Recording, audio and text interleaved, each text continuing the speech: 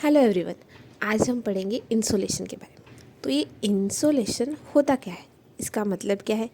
Insolation मतलब सूरज से आने वाली जो भी गर्मी है, जो भी एनर्जी है, उसको इंसोलेशन बोलते हैं। देखो सोलर वर्ड आ रहा है ना, तो सन से रिलेटेड है। Incoming solar radiation. Insolation is nothing but incoming solar radiation. Okay, तो अभी सन से कुछ एनर्जी आ रही है तो अर्थ पे आती है वो एनर्जी, तो अर्थ एब्जॉर्ब करती है, रिफ्लेक्ट करती है। क्या करती है वो एनर्जी के साथ, क्या होता है, फिर उसके बाद वापस भी जाती है क्या? तो आज हम एक पार्ट पढ़ेंगे कि जब इंसोलेशन होता है, मतलब जब सन से रेडिएशन आता है तो वो अर्थ पे कि कहाँ कहाँ जाता है और अर्थ पे कैसे एब्जॉर्ब होता है या फिर कितना वापस जाता है। ठीक है, तो ये है आज का टॉपिक इंसोलेशन। इंसुलेशन में जो सन से रेडिएशन आ रहा है वो शॉर्ट वेव के फॉर्म में होता है। ठीक है, शॉर्ट वेव वापस, अभी अगर ये शॉर्ट वेव है तो कुछ अलग भी होगा, इसलिए हम पढ़ रहे हैं ना।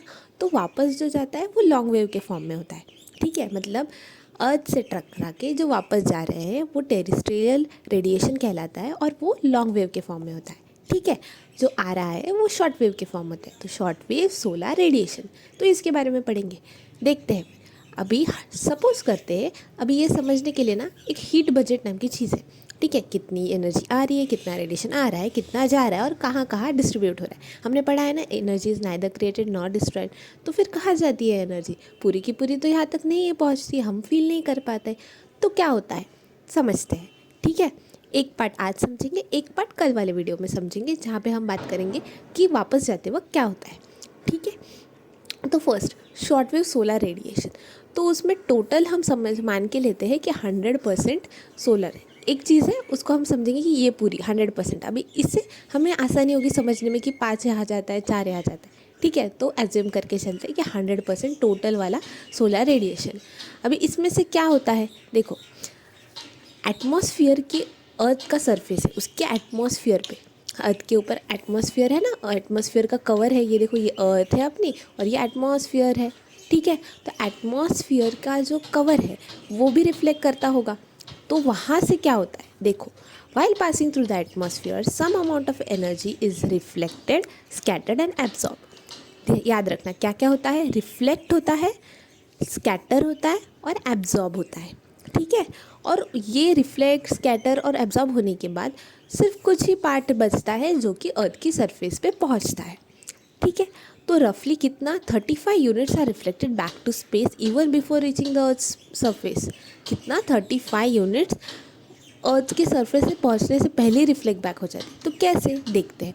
देखो 100% आ रहा था, उसमें से 6 वापस चला गया, माइनस हो गया, स्कैटर टू स्पेस। कहाँ चले गया? एटमॉस्फेयर में आते ही, आने से पहले ही वो स्कैटर हो गया स्पेस में। ठीक है, अभी फिर 27 जो क्लाउड्स होते हैं, क्लाउड्स जो होते हैं वो भी कुछ रिफ्लेक्ट करते हैं, वो भी ऑब्स्ट्रक्शन क्रिएट करते हैं ना। तो 27 रिफ्लेक्ट बैक बाय क्लाउड्स और 2 अपनी अर्थ। तो ये 2 बाय अर्थ मतलब कौन सा? अर्थ मतलब कौन से एरियाज आएंगे इसमें? स्नो कवर्ड वाले जो रीजन्स होते हैं वो। ठीक है, यहाँ देखो 27 units are reflected back from the top of the clouds and 2 units from the snow and ice covered areas of the earth. अभी स्नो और आइस कवर्ड एरियाज ये हीट को रिफ्लेक्ट क्यों करते हैं? इसके लिए हम एक कंसेप्ट जानेंगे जिसको कहते हैं अल्बिडो। अल्बिडो यानी कि कोई भी मतलब देखो, reflected amount of radiation. Albedo क्या होता है कि एक चीज़ है वो कितना रेडिएशन रिफ्लेक्ट कर रहा है। ठीक है, उसका रिफ्लेक्टिंग कैपेसिटी कितना है, ये होता है अल्बिडो। ठीक है, तो अर्थ का अल्बिडो टोटल 35 है, तो मतलब सब मिला के अल्बिडो ऑफ द अर्थ कितना है? 35। कि ओवरऑल अर्थ कितना रिफ्लेक्ट बैक करिए? 35 यूनिट्स बैक करिए रिफ्लेक्ट। ठीक है, तो इसमें ना स्नो और आइस कवर्ड एरियाज होता है ना, इनका अल्बिडो होता है, ये रिफ्लेक्ट बैक करते हैं 2, मतलब 2% जो भी है 100% में से 2। ठीक है, क्योंकि वाइट सरफेसेस, ये हमेशा याद रखना, अल्बिडो जो होता है देखो, हाँ समर में हम हमेशा कहते हैं ना कि काले कपड़े नहीं पहनने चाहिए, वाइट कपड़े पहनने चाहिए, लाइट कलर के कपड़े पहनने चाहिए। क्यों ऐसा? क्योंकि लाइट कलर के कपड़े जो है रिफ्लेक्ट अच्छे से करते हैं और ब्लैक कलर या फिर डार्क कलर के जो कपड़े वो एब्जॉर्ब करते हैं चीज़ों को। है ना। तो अगर एब्जॉर्ब करेंगे तो हमें ज़्यादा गर्मी लगेगी। वाइट कपड़े जो है वो रिफ्लेक्ट करते हैं लाइट कलर के, तो वो हमें गर्मी नहीं लगेगी, तो ठंडा, थोड़ा सा ठंडा फील होगा कंपैरेटिवली, ठीक है। तो इसलिए हमेशा याद रखना अल्बिडो जो है रिफ्लेक्ट करने वाली चीज़, कौन किसका ज़्यादा होगा, कौन ज़्यादा रिफ्लेक्ट कर रहा है, वाइट कलर ज़्यादा रिफ्लेक्ट करता है, तो वाइट वाली चीज़ें का अल्बिडो ज़्यादा होता है, ब्लैक वालों का बहुत कम होता है, मतलब नेग्लिजिबल, क्योंकि वो रिफ्लेक्ट कर ही नहीं रहे, एब्जॉर्ब कर रहे, ठीक है। तो इस हिसाब से क्या है, इस हिसाब से फ्रेश स्नो जो ताज़ा ताज़ा बर्फ़ होती है ना, वो बहुत सफ़ेद होती है, तो उसका अल्बिडो सबसे ज़्यादा होता है, ठीक है। फिर थिक क्लाउड्स आते हैं सेकेंड नंबर पे। ये ऑर्डर ना पूछ लेते हैं एग्जाम्स में, तो ये हमें पता होना चाहिए, ठीक है। थिक क्लाउड सेकेंड नंबर पे आते हैं। उसके बाद कौन रिफ्लेक्ट करता है सबसे ज़्यादा, वाटर।